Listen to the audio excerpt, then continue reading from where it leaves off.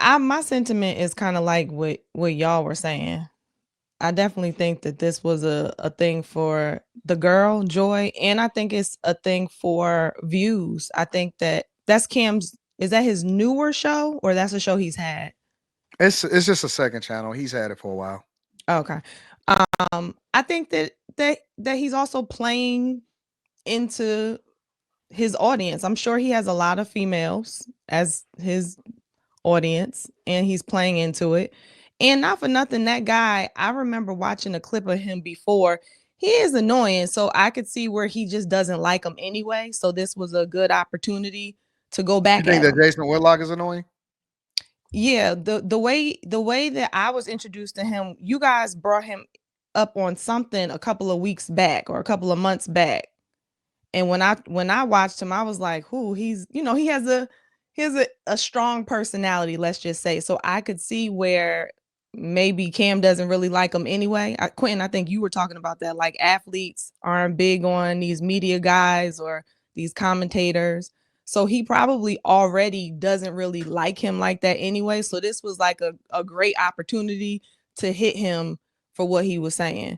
I personally don't understand why it mattered. I mean, if he has a show, he's going to talk about what the hot topics are just like anybody else and give his perspective from um a man's view. And I think what I listened to his most recent response just now, Jason, and I think that what he's talking about is very real in the workplace. So it's worth the conversation. And considering how much Joy Taylor is being talked about and focused on, I think that he's making some valid points. Just to add context, Carrie, Jason Whitlock is a former NFL football player also. Oh, so he is the so then he has every right Correct. to talk about this and I then agree. some. I And agree. then some. Yeah, that changes it even more. Yeah. Yeah, he said on the other show that, he did this on a high level. So he was just basically saying that somebody like Joy who came from, you know, being a bartender and being at a local radio station gets to sit where he is on a high level. I'm So, not going to front like I after Cheryl Miller, all of the female commentators I've seen, I've always kind of been like, how you get to be up here? Did you play something? Like, did Joy play a sport? yeah. Yeah, she played Oh, Yes. sport. she did. Oh, she did. Oh, sorry, Joy. I'm What she sorry, he play? didn't play in the NFL. He played college football. I'm sorry. What did she play? No, no, no. I'm saying Volleyball? Jason Whitlock, he No. played college football. I'm sorry. Did she play basketball? She It was played on both. the Lacrosse? sex It Olympics, the slore Olympics. You said bowling, Mika? Bowling? Joy Taylor's brother played. No, I'm being I facetious. think Oh, you lying? Oh. Joy played soccer, is what See, she I did. personally don't think you Oh. should be able to do commentary stuff if you didn't play a sport. Personally, just Well, yeah, I get that, but nigga, the people who played the story like this is some new shit, like that everybody can speak on. Oh, There he used to be played for the like Miami Dolphins. Okay, my bad. there Go used to ahead. be I'm like sorry, Queen. there used to be like certain. If that was the case, no one would talk about it. right, but she's Because on a there's like a show. level of like journalism that goes into this shit, not just hey, I played so I can talk about the type shit. No, that's the problem. There is no journalism anymore. They don't. They don't really do journalism anymore. No, they just give their opinions. They don't write columns hardly. Hmm. Like it's just, oh, this is what I feel. Mhm. There's the lack of journalism. That's the problem. Because so whether people like him or not, Skip Bayless, he used to have to write Mhm. columns. That's how he got well known. Oh, he Because used to follow the Bulls. yeah, so he had to write columns about it. It wasn't no like you're on TV. You had to just write about it. Yeah. So it was a different time. So these guys who have literally done all the journalistic research, and Jason Whitlock still does the journalistic research. He just happens to have a platform where he's talking, but he actually does the research. He gives you the facts. Uh, so he does journalism. Like it's all these other guys, all these new people. and that's why I used to like Stuart Scott, rest in peace, because Yeah, Stuart Scott was he nice. was amazing. He was amazing. And you get all those guys, like all those He's the guys guy from with the ESPN. glasses, the black guy with the glasses, the pretty Yeah. eyes. Yeah. Oh, And all those guys. That guy with the glasses. All those guys like Keith Olbermann, they used to write columns. Yeah, I don't know what happened to ESPN, but there's no journalism anymore. It's just opinionated. And I think that's what.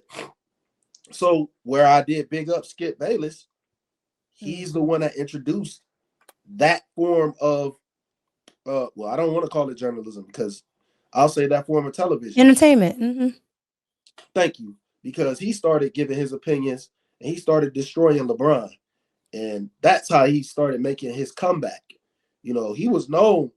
Everybody knows who Skip Bayless is. But then once he started going in on LeBron, man, it changed everything.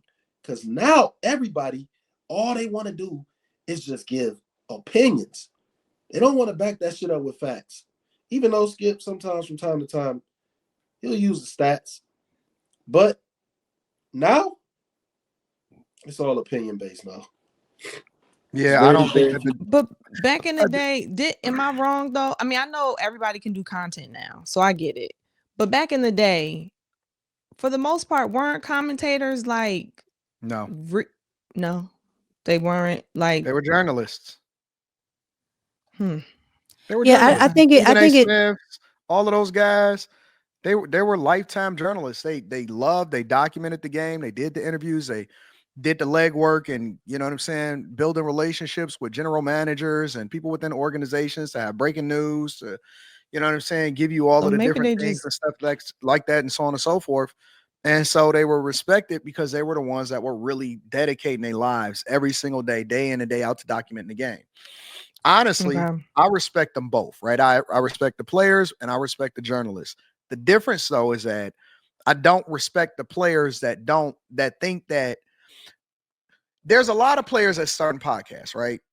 And it's a lot of them is failing. We just don't know who they are because they're not hitting, they're not popping. And the problem a lot of times is they think that just because they played the game, that's going to translate into them being entertaining and for them to be able to be watched, or that they can articulate themselves that well on a podcast, and they can't.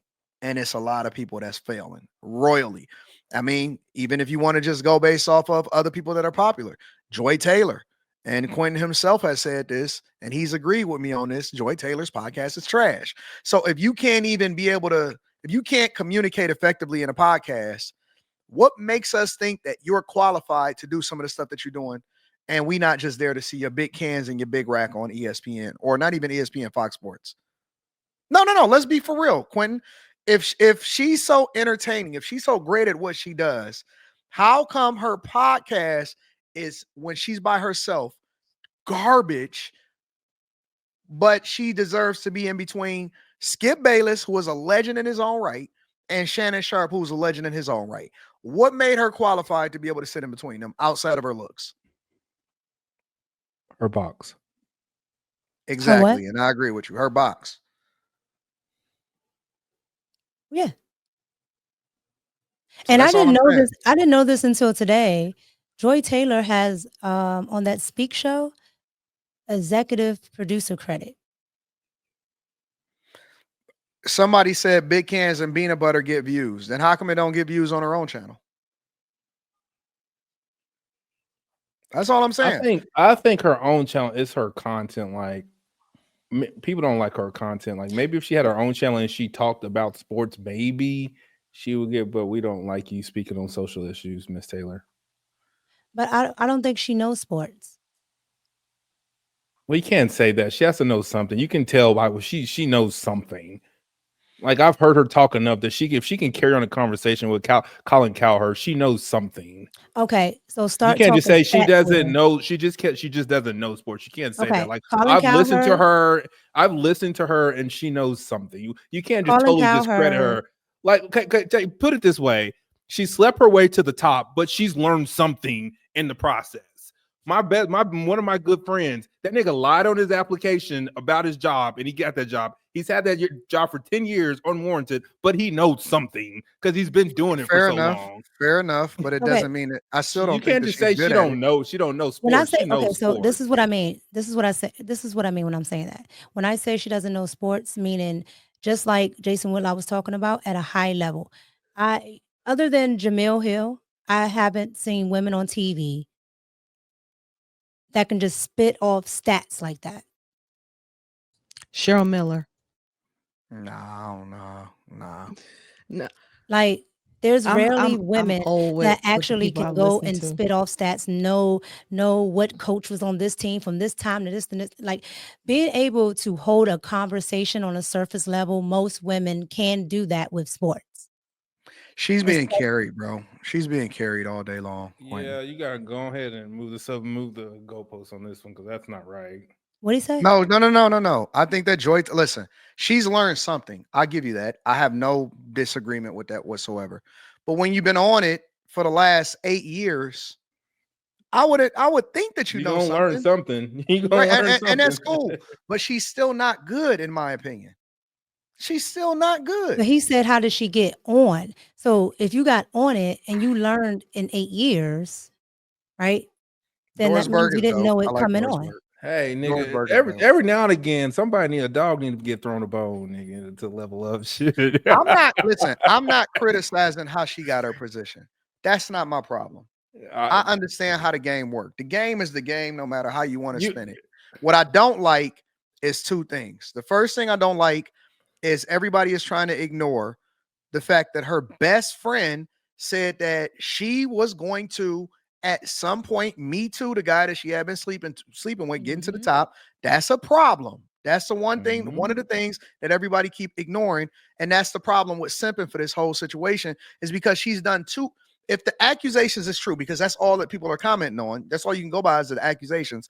If that be true, you can't simp for a woman that was willing to Me Too the dude that she was sleeping with. That's my first issue. And the second issue is, if we gonna be real about it, let's stop acting like she just really earned her way to the top. Her brother, 50-year-old brother, is the one that actually got the stats. Number two, she slept her way to the top, which is cool because that's just the name of the game. Sometimes you just, you pretty enough and you put yourself in the right positions and you shut your mouth enough to be able to get in certain rooms. And she played the game to win. She's winning. Now it's coming back to bite her because we live in a different era, a social media era where things that's done in the dark, often at times it gets brought to the light. And she got to be accountable for it, just like everybody else. Everybody else that get exposed, everybody else that get exposed, they got to own that shit. For some reason, she ain't got to own it. I don't think that it would have been that big of a backlash if she didn't have like full shows and interviews about how she systematically worked her way to the top.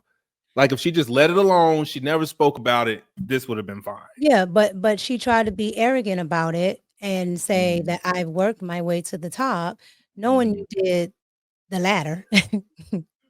I think for me, the most egregious thing is she definitely worked. Planning a Me Too. That's the most egregious. No, that's the worst part of the lawsuit. Yeah, why isn't nobody talking about that part? But then, okay, we always say don't believe all women. On the video this lady could be lying for a bag. She gonna lie on her best friend? Nigga, you can't just switch it up. Nigga, this is another woman telling on somebody else. So we always say just don't believe all women. So don't all of a sudden believe in women because you want to now. Can't do that. No, but I think there's a lot of truth to it. So except for that 1.5 million, I don't believe that. I don't care what nobody says. He said it in jest. Like he wasn't actually offering her $1.5 million. Yeah, what does that even look like? Nigga, do I give you a check? Do I cash app you? Like, what does it look me giving you $1.5 million? Just what does that even? I don't believe it. I just don't. I believe he probably owes money. What you say, Molly? No, I was agreeing. I don't believe it either. It's women are delusional, so she could have heard what she wanted to hear in that moment. Oh, he said it. He didn't. It was like a joke, like type of shit. You know who says 1.5? Like the 0.5 is killing me. And who takes it literally? In she did. Was she? Is she? They kept speaking about her ethnicity. Is she not from America? She's Iranian. No. Okay, I gotta give her a pass. Maybe she doesn't understand American humor. Yeah. Okay. Oh, sorry, Lord. sweetheart. Miss Abu Dhabi. That nigga wasn't serious. That was probably racist. My bad.